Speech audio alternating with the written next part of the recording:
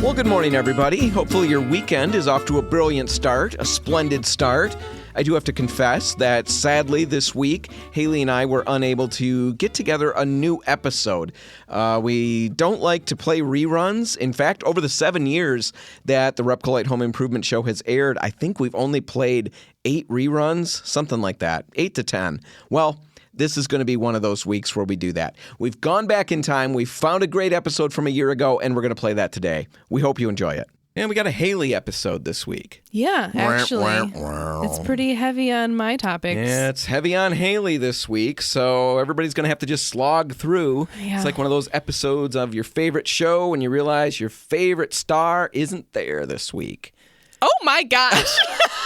I'm just kidding, Hailey. Stop looking at me like that. I'm their favorite. See, that's where you're so wrong. I know. Now, I don't ever want to find out who's the favorite because I got a feeling it's not me. Well, you've been on the show much longer. If they're listening, it's probably because no. Let's not even go down that road because the emails are already starting to come in that they'd prefer me to be quiet. Anyway, it's a Hailey episode. You've got so many different things that you do. You're a Renaissance woman. Wow, yeah. Yeah, look at that. Thank you. And we're going to be talking about a lot of those things. And one of them is beekeeping. Now, it's not something you do. It's not something I do yet. I really want to. Right. And you dug into it and you picked up so much information. And when you were walking me through it, I said, just stop talking because it's really good stuff. It's really interesting. I think it's great for the radio. And I want to hear it fresh. Candid. I want to have fresh ears when I hear it. Yeah. So we're going to talk about that. But right now, let's talk about your home. You were thinking you got a new house. Yeah, back in September, and it's a 1920 Craftsman.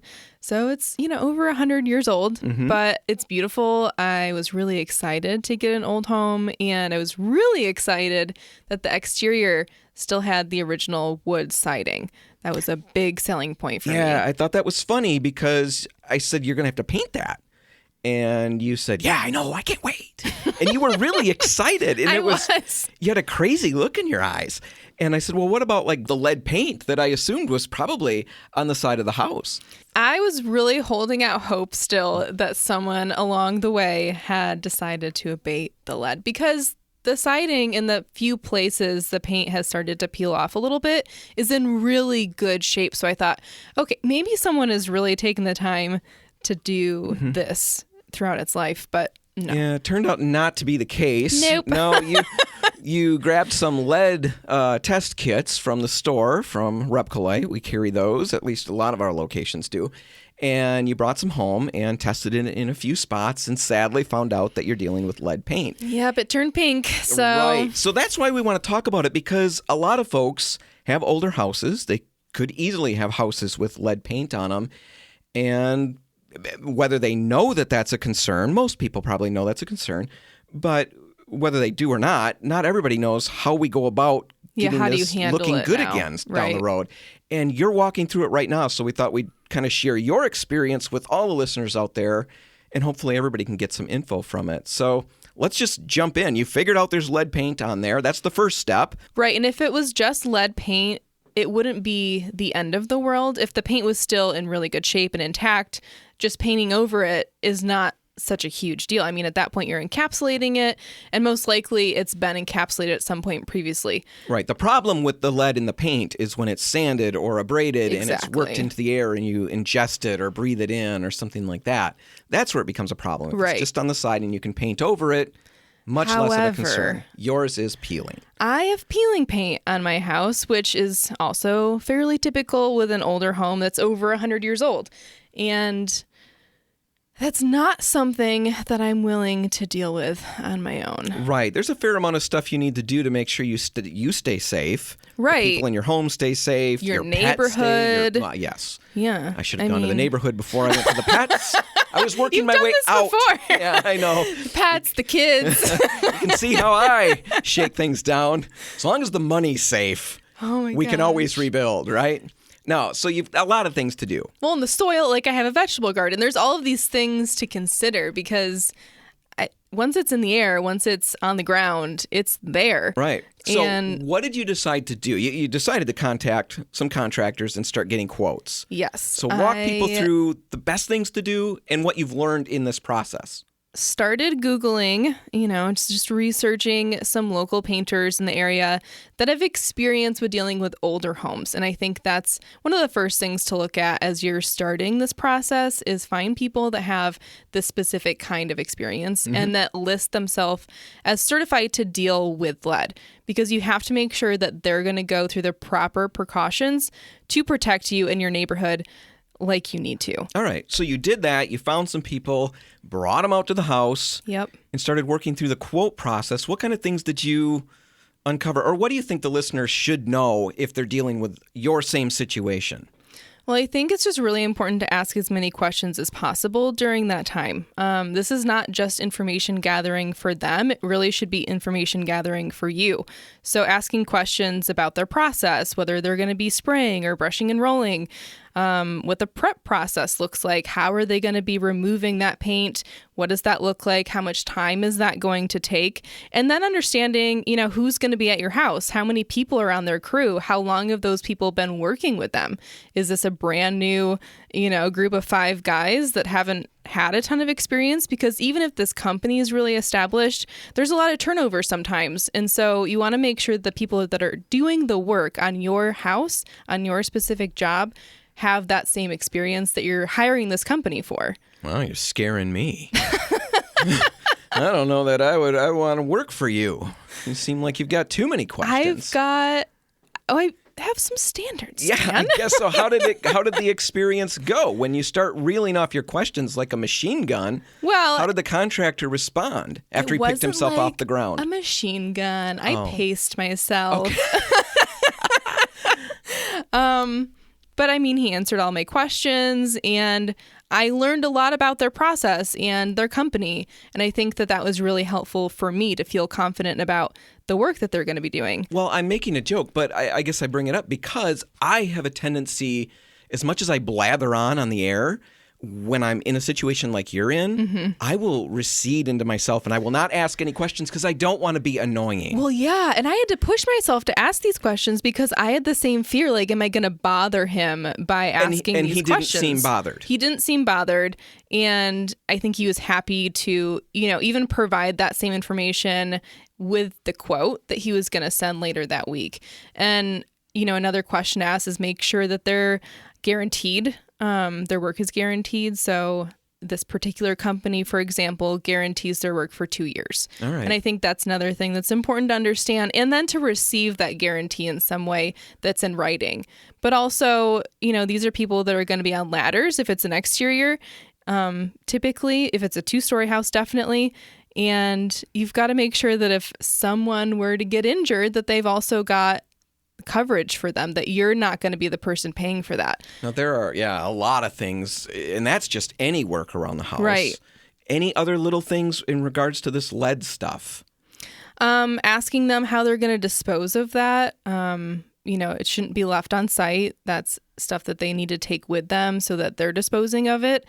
And you're not getting exposed even just through, throwing it away. All right. So lots of stuff. It's a process, right? Get started right away. If you're looking at a project, it's not something to just wait till a few weeks before you want to go on it and then start calling people. You need to start right now, probably for next year, and just start doing the research. That's the big thing. It can be handled, it can be taken care of, and you can get the house looking great, but it is going to take some steps along the way to get you there. Right. And we're here to help along the way, too. If you go to repcolite.com, we have a Find a Contractor button you can click on. That'll take you to a form you can fill out. Tell us about the job that you're working on or want to be worked on, and we'll get you some names. All right, we're going to take a break, and when we come back, we'll be talking about Hailey's new potential hobby, beekeeping. That's all just ahead. Stick around. Well, it's been one of those weeks, and we just couldn't get a new episode put together, so we're playing a favorite of ours from last year. We hope you enjoy it. Well, Hailey... Well, no, there's that, when you drink something tart, you have that funny feeling in the back of your, by your ears. Oh, yeah. Mm-hmm. Right? I know what you're talking about. Yeah, I'm going to make a quick plug for the most amazing... Oh, my gosh, you're ridiculous. Lemonade. Dole. We bought it for a an contractor event. Yeah, for the contractors. And there was some of this Dole lemonade. It's got 3% fruit juice. 3%. And you can taste every single one of those percentages. You love it. It is so good. I brought some home and I made the children try it, but I made them sit down first. Told them, you need to sit down for serious. this. It is amazing. And I just took a swig before we started and whew, I can taste that fruit juice coming through. Oh my gosh. Anyway, Dole lemonade. Approved by the Repcolite Home Improvement Show. Yeah, not sponsored. My gosh. That was free. I didn't do that for money. No, that's how much you love it. I love it. Now, we're going to talk about something that you love. And I'm here to make it interesting for the people. No, you started while I was gone on spring break. Yeah, I went down a rabbit hole. You started a new hobby, potentially. That was the idea. That was the idea. And yeah, it's very interesting. Yeah. It's beekeeping. And you learned so much. I did. I have been getting these ads on Instagram and Facebook because they know us. You know? Yep. And it kept suggesting like pollinator houses or beehives. There's a specific one called Flow that is very cool. It like revolutionized honey gathering. Flow beehives. Yeah. Or pollinator. What is it? It's a Flow beehive. But I was getting ads for it because it is so cool. Yeah. And, you know, the ads are right. It's right up my alley. Okay. I was very interested when I started looking at it because it seems like it just makes this so simple. Something that used to be so laborful to process honey and get it in jars and ready to use as humans. That was a process. You know, is this something you've been interested in for a long time? I've never heard you talk about beekeeping. I don't think I ever thought I would be a beekeeper, but I like honey. I appreciate what bees do for us humans. You know, we need them to survive. I appreciate that relationship. Okay. But I don't know that I ever thought like beekeeping would be for me. But I did start to think maybe that was a possibility because I saw this Flow beehive and it made it seem like Instagram ads. Oh my gosh, this is so simple. I have room for this box. Why not have bees? That's how cool of a hobby is that? You know, I could have honey on tap and you're not allergic, so great. that should be okay, right? You're yes, I'm not allergic to bees that I know of. I don't actually know if I've ever been stung by a bee. Oh, well. So who knows? Maybe you'll learn and find out. But so you start looking into this. Yes. And then I start thinking, okay, how does this actually work though? Because this is a pretty serious pet I'm taking on. Well, it's like 1,000 pets. Right, exactly. Because when you buy a colony, you're either buying a package or a nuke. You know, you've got to know the lingo. And yeah, it's a lot of bees. You're buying a nuke? Yeah, you're buying a nuke. And that means it's a family. So, whereas a package would be, you know, I'm taking worker bees from this colony and a queen from this colony and some drones from this one, and we're going to put them in a box together and ship them to you. So you're and getting... they'll figure out how to work together. You're getting a nuclear family, a nuke. You're getting a package or a nuke. Right. It sounds like a spy movie, right? Does Hailey have the package? No, she's got the nuke. She's got the nuke. Well, who has the package? We're not sure where the package is. But at least we know where the nuke is, right? That's more important. Yeah. All right. So you started digging into this. And for anybody out there who's maybe thinking this is like a crazy, ridiculous rabbit hole, this is a legitimate hobby. I mean, this is something... Yeah, this is something that people do. And I think it's becoming more popular now, too. Now, you can't because you don't have the space for it. Right. Otherwise, you would have done it. Because that's, you know, one of the first things that I started looking into was... okay, how much space do I need? Where does the beehive go? And it was one of the first things because ultimately what this led to, this rabbit hole, is I went to the Grand Rapids Beekeeping Club. And really that's what I'd recommend, you know, if you get one thing out of this segment is if you're thinking about doing this, go to the Grand Rapids Beekeeping Club. They host a meeting at the beginning of every month on Wednesday, and it's at the Wyoming Homeschool Building. It's really an amazing place for information. But anyways, I ended up going to this meeting and I learned a lot. It's a 2-hour class and it was on the first 6 weeks of beekeeping. What you need to do in those first 6 weeks? Essentially, yes. So you can kind of walk us through. We can assess whether this hobby is potentially something we want to do. Right.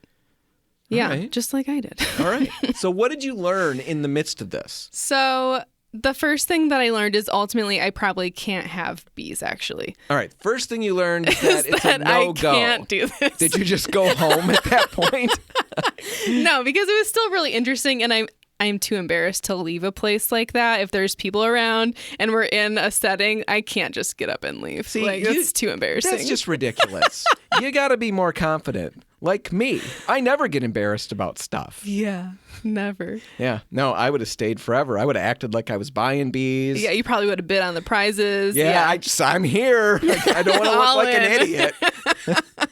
All right, so you learned that you can't, and I think we hinted at that, but you can't because you don't have the space. Right. And that's a little, because you were walking me through a little bit of this, and it's a little strange because you wouldn't think that this is going to take up a lot of area. Looking at a beehive or, the boxes, it's a stack of boxes that's relatively small. Mm-hmm. It seems like you could put those kind of anywhere. Yeah. And you're good to go. You've got a beehive. But that's not really the case. They need quite a lot of space because of their flight patterns. And essentially you want 5 feet around that hive in all directions of uninterrupted area. What does that mean? So let's say you've got a sidewalk in your backyard. Yep. It can't be within 5 feet of that. And so really, a sidewalk is interrupted? They can't fly over a sidewalk that distresses them? Traffic. You're walking that sidewalk on a consistent basis. It's not the sidewalk itself. It's you, yeah. Okay.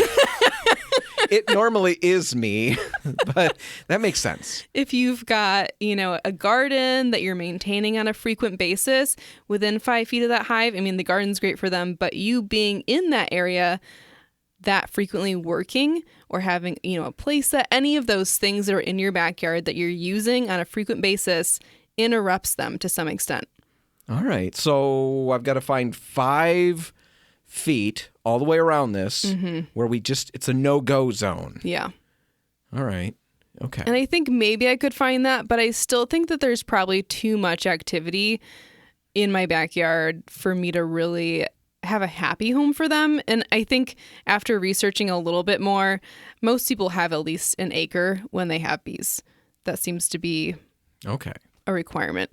So that's one. And once you have that land, if you do have a large backyard, if you're a little bit further out of the city and you have space for something like this, you still have to consider the light and shade requirements. Bees do not want to be in full shade.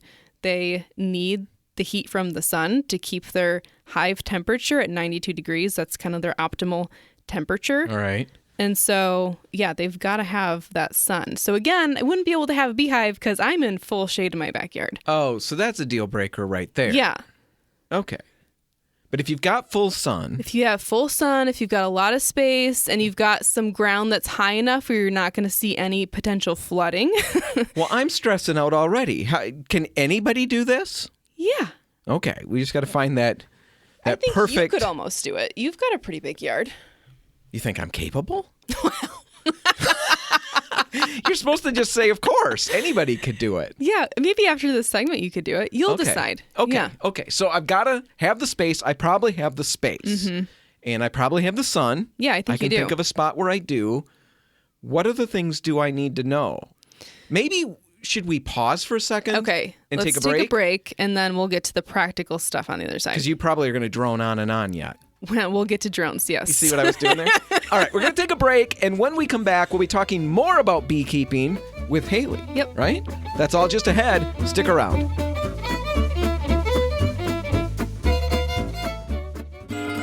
Well, it's been one of those weeks, and we just couldn't get a new episode put together, so we're playing a favorite of ours from last year. We hope you enjoy it. And we're back, and Hailey was going on and on and on, droning, some might say, about bees. Right? Because I know there are such a thing as bee drones. Feeling punny today. Yeah, that's my little attempt at humor. Yeah. And no, you talked about maybe, your idea was to jump into a new hobby, beekeeping. It's very intriguing, very interesting. I do like honey, so I would prefer that you would jump into this so I could get the honey from time to time. That would be nice. I'm sure I would gripe Well, maybe and you would bring could some. have the hive and then I could help. I don't know if I can handle the work. I've already got a dog. I don't know if I need a bunch of bees. Well, yeah, and I think that's kind of what we're going to talk about is how much work this requires. Because we've talked about, you've got to have the right amount of space and the sun requirements and making sure the land that you have this hive on is also not going to flood. Right. That's a pretty big requirement. A lot of things going on. Right. Does it get easier at some point? No. Okay. Well, I'm sure once you're an experienced beekeeper, this gets very simple. Once everything's in place and set up, it's just going to, But you're referencing, right and that's along. a good point. I mean, at least it comes to my head as a good point. And I want to say it. You're referencing a meeting that you went to, and they were covering the first 6 weeks. First 6 weeks of what it means to be a beekeeper. Right. What you need to know. And where was this meeting again? It's a free meeting? Yep, it's the Grand Rapids Bee Club, and they host their meetings in the homeschool building in Wyoming. They are in classroom 2, and it's every Wednesday, the first Wednesday of every month, and it's from 7 to 9. All right. So you went, thought it was great, gathered all this info, and now you're dishing the dirt on it. So we Exactly. covered the beginning part. What's next? So once you have established a place for your hive, you've bought the boxes, you've got all your equipment, your tools, your little suit so you don't get stung, you're ready to go, you've got to get the bees in place, right? And so when you're looking at buying bees, there's a couple options, and one's, I would say, better than the other. So you have a package. We've talked about this. Yeah. Yes, The you like package the and the package. nuke. I'm very excited about this. And the package, like I said before, is these are just bees from different families that are put in a box together and they're shipped to you.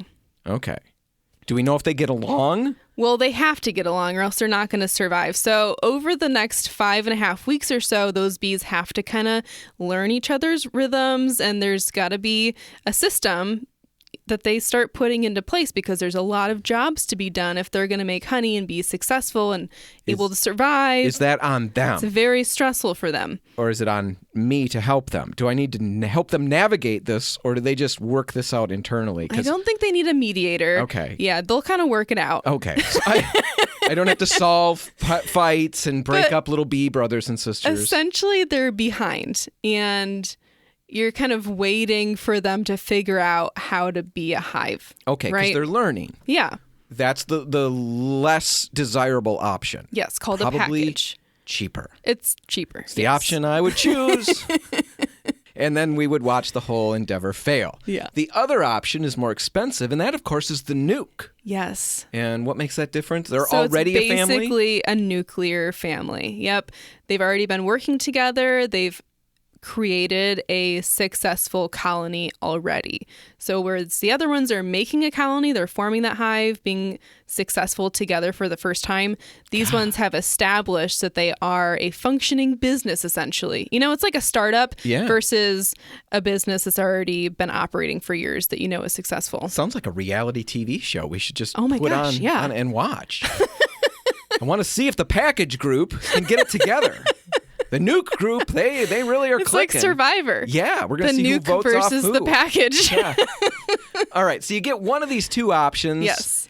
And And ultimately, what led me to the Bee Club is that when you're looking for either of these options, it's really important to know where these bees are coming from and the current care practices from that beekeeper, because if you change the climate, if you change the practices, how you're dealing with mites or how you're feeding them, it can lead to failure of the colony because you're switching up the routine and they might not be able to deal with it. So if you have someone in your local area that you can get these bees from and you're able to talk to them, understand how they're taking care of their bees, you can repeat that and be successful. now this is just completely boneheaded, but there are local people.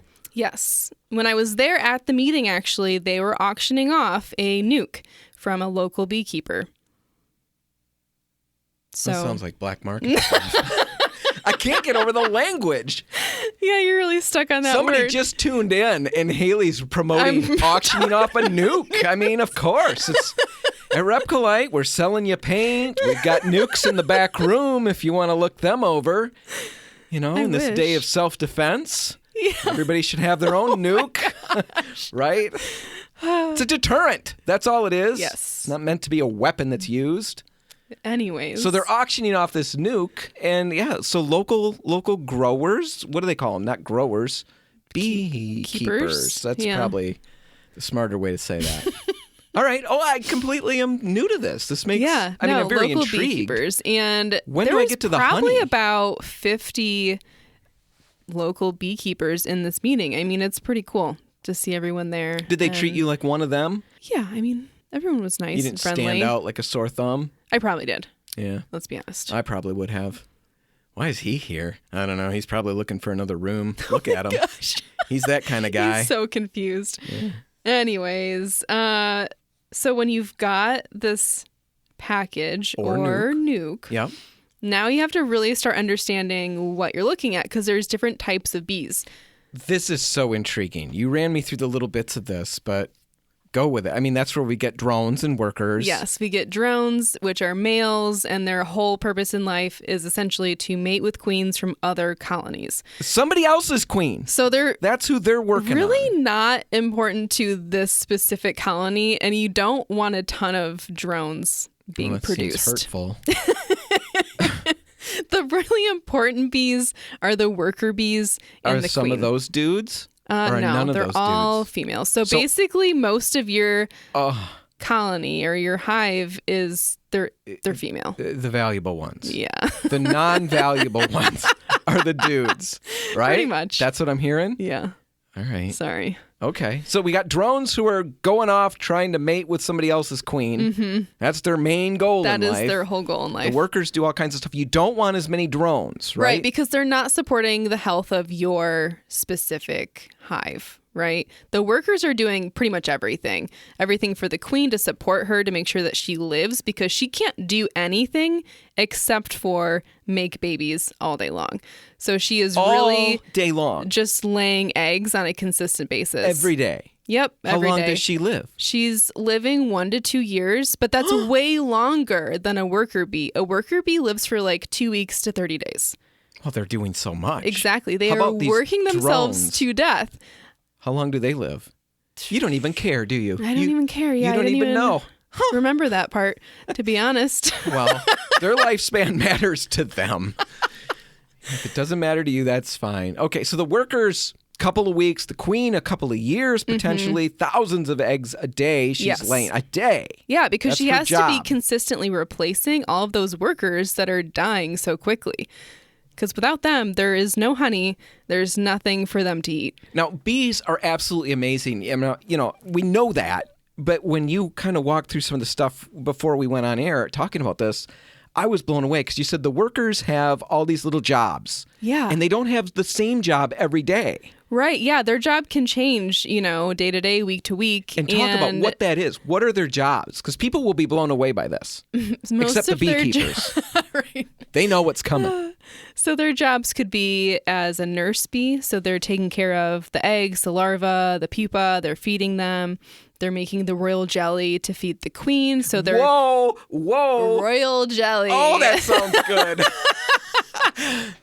Yeah. That's what I want. That's what they're feeding the queen. Regular jelly. Yeah. I want royal jelly. I've got to stop you. What is royal jelly? Is it as yummy as it sounds? Essentially like this protein jelly that they secrete. The bees make it. So it's... No, I don't need that on my bread.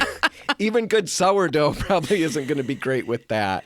Maybe. Maybe not. I don't know if I want to harvest royal jelly. No, thank you. Yeah.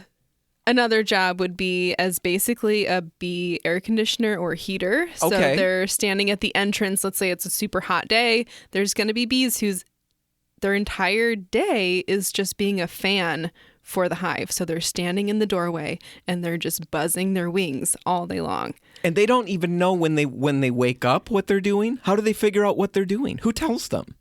They just know. They've got the hive mind. That is so cool. Yeah, it is really cool. It is crazy. But they could also be mortician bees. So their whole job could be, getting the dead bees out of the hive and making sure people are healthy. Yeah. Well, or bees? People, bees. I gotcha. Bees are people too, Dan. I know. So with all of this, you learned all of this at this meeting. Yes. This 2-hour meeting. Right. And there's so much more. I mean, when you have a hive, you've got to really be looking at all these things, knowing what a balanced hive looks like, knowing what capped brood should look like, all these little bee babies in the hive, what that is supposed to look like. You've got to know the difference between that and what the honey looks like when it's capped. And you've got to know when you've got intruders like beetles or moths that start laying their eggs in the honeycomb, because it's a good spot for them too. Wow. So much. How expensive is something like this? You can get like a starter beehive for like $100, $200. If you want to harvest honey, which you're not going to be able to do until at least your second year, because that's what the bees eat. And as they're just getting going in a new box, they need to fill those frames with stuff for themselves. Well, where do I get my needs met in like this? Down the a road. couple years down the road. Yeah. Not good at waiting, Hailey. Not at all. But you can't have honey unless this colony is successful. All right. So I got to focus on making the colony successful. Yeah. You're getting in there once a week. You've got to make sure everyone's healthy. You've got to make sure that the queen is still there, that she's healthy. And you're looking for eggs. You're looking for larvae. You're making sure that they're replacing all of the worker bees that are dying What and do you actually think? If you building. could do this in your space, would you do it? Yeah. Absolutely. Super fun, just for the fun of it? I think they are so fascinating as little creatures, and that they do they literally work themselves to death. Like, they do so much. It's crazy. That's what I tell my children, like, on a regular basis. I am working myself to death for you. They don't I'm care. a worker bee. Except I'm a dude. So I'm Right, you're even a more drone. worthless. Yeah. Anyway, we're going to put a link in the show notes to what was that again? The Grand Rapids Bee Club. Grand Rapids Bee Club. Mm-hmm. Very cool. All right, and it's free meetings. You can learn everything you need to know. A couple $100 for the beehive, couple $100 for a nuke or a package, something like that. Exactly. Interesting hobby. It's just something that we ran into. Hailey ran into. She told me about it.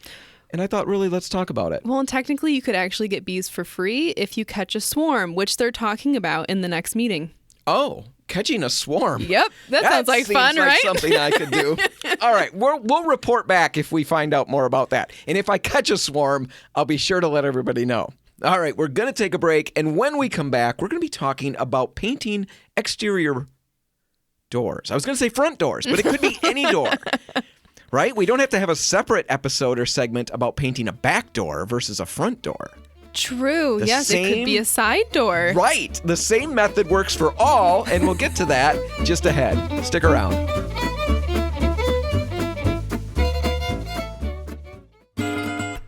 Well, it's been one of those weeks, and we just couldn't get a new episode put together, so we're playing a favorite of ours from last year. We hope you enjoy it. All right, Hailey, we've got one segment left. We've got to make it good. The whole rest of the show has been all Hailey.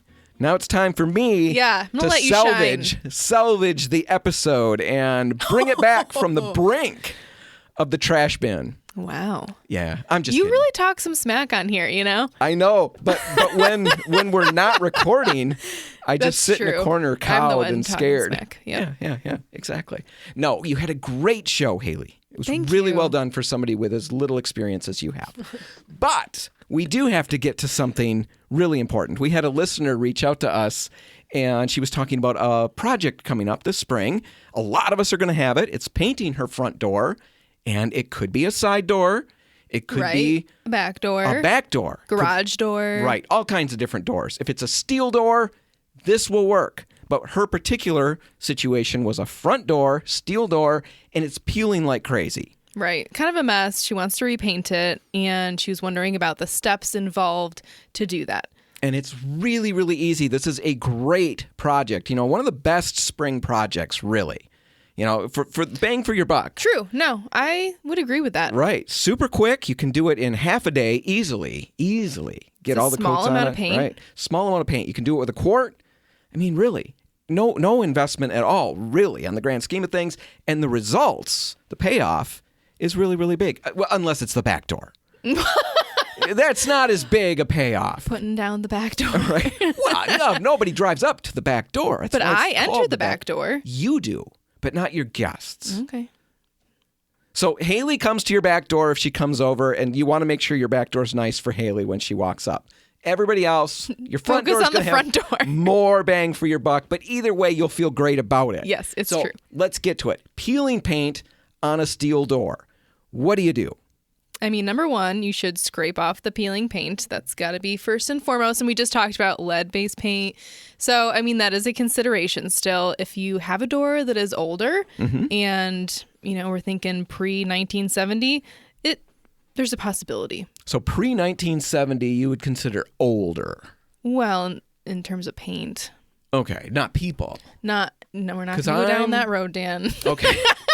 I'm trying to gauge where I fall in the scheme of things. I don't think I'm older. Well, I'm the older side of young. Okay, we're just going to move on from there.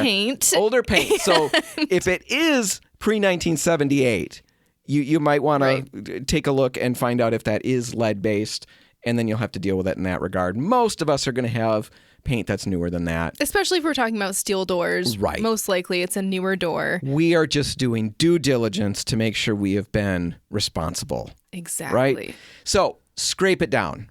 Then you're going to want to make sure you clean it really well. We've got any number of cleaners you could use. TSP is one way to go. Spray 9 is a good degreaser. Challenger, some of the stores carry that. That works really well too. Just get the door cleaned and rinsed, and then you need to assess the situation and where you're at. Right, because we're talking about a steel door right now, so you could have spots of rust if it's been exposed to weather. Right, so you're going to want to make sure that you deal with those, and you could spot prime those if you wanted to. Or, in your instance, Hailey, you talked about this on another project that you did. You just wanted to prime the whole thing. Yeah, I mean, if I've got the primer out, let's just throw some primer on there. It's not going to hurt anything. If anything, it's going to help the top coat. So what about scuff sanding and stuff? If you're going to go straight to doing the whole thing with primer... I'd probably scuff sand. So clean the door, right? Get all the grime off there, then scuff sand, and then you're going to clean again. And that makes people so sad. It does. Why can't I just clean after the scuff sanding? Well, if you're scuff sanding, you're rubbing any of those contaminants on the door into the door further. Right. If you haven't cleaned them off ahead of time. No, it's there. Yeah, you're making it worse. That happens with kitchen cabinets, with anything. So really, you do have to do that cleaning first. Exactly. Then do the scuff sanding, and then a light cleaning to get the dust off. Right. And then you can prime. So if you're going to do the whole door, keep that in mind. You want to do that scuff sanding first. All right. So that's the primer. If you decided that maybe you don't want to do the primer, or there's just a few areas. Or you don't need to. Right. A great way to go would be Repcolite's Durenamel DTM. It's a direct-to-metal water-based product that could be put right over top. Again, after everything's been prepped, cleaned, scuff sanded, cleaned again. You could go directly to the Durenamel DTM. And if that's the route you're thinking about going,